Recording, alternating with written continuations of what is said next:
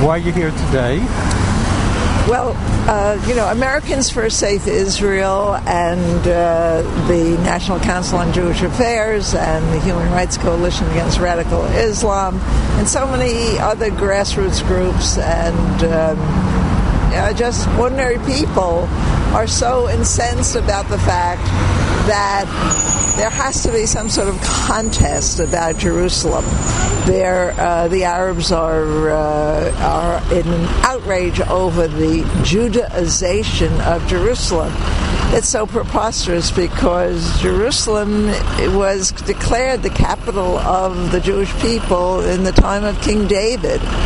And this goes back 3,000 years, and we don't care if people recognize us or don't recognize us, Judaize or de-Judaize. It is the Jewish capital.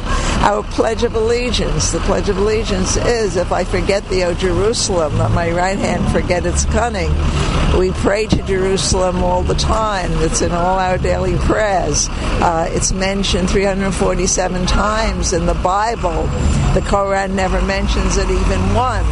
All this pretend loyalty to Jerusalem and the need for Jerusalem by the Arab world is just so built on lies and deception. When Jerusalem was in the hands of the Jordanians from 1948 to 1967, what they did simply was to destroy churches and synagogues throughout the old city of Jerusalem. So it's just, we know that the whole thing is only desirable to them because it means snatching it away from the Jews.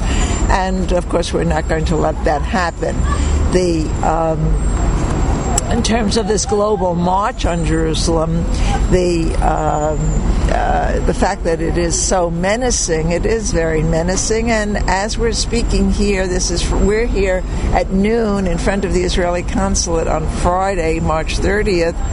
But the global march is already in progress in Israel, on the borders, within the country, out on the exterior borders, and the whole country is in high alert.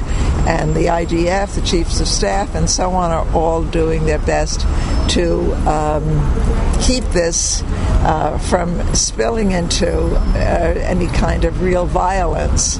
So we know who the organizers are. We know that they are all members of Hamas and Hezbollah, Islamic Jihad, and we're horrified that someone like Reverend Jeremiah Wright, who was the spiritual mentor for President Obama for 20 years, is supporting this action. And we call upon President Obama to denounce this march on Jerusalem. But we hear silence from him. There's no denunciation. What we do hear is a refusal on the part of the U.S. State Department to say, yes, we recognize Jerusalem as Israel's capital. The U.S. law mandating the movement of the U.S. Embassy from Tel Aviv to Jerusalem, Israel's capital, is one that has been violated time and time again. If I'm correct, the law goes back to 1995, and it still hasn't taken effect. So we are just here in support of Jerusalem, against the global march, and we hope that there will be hundreds, maybe thousands, joining us this afternoon. Okay, we're speaking now to Dr. Marvin Belsky, Israel activist. And why are you here today specifically? I'm here today to give support to Israel as in terms of the question of the scandalous and dastardly march on Jerusalem. This march has nothing to do with the reality of what is occurring historically, legally, and morally in terms of Israel's right to an undivided eternal capital in Jerusalem. This has been documented by centuries of Jewish presence, and today the Arabs who live in Jerusalem have as good a standard of living as, if not better, than any Arab anywhere in the Middle East.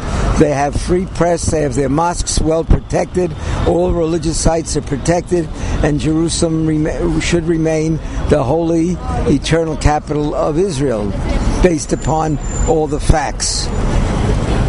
Okay. It would appear to me that all the facts indicate that this particular march has nothing to do with Jerusalem, but is everything designed to delegitimize the existence of Israel as a sovereign state, a Jewish state, which has been in existence for more than 67 years, and certainly has been an historic presence of Jews for centuries.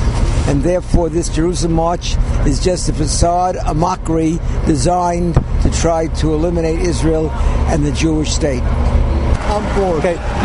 Okay, tell me who you are. I'm Paul Snack and a Holocaust survivor. And why are you here today? Because I am Jewish, and I feel that this is a distortion of the truth. I read the Bible. God gave us this land, and the Islamists who came much later, they have their own lands, many lands, and they have nothing to do with our land. Keep out of them.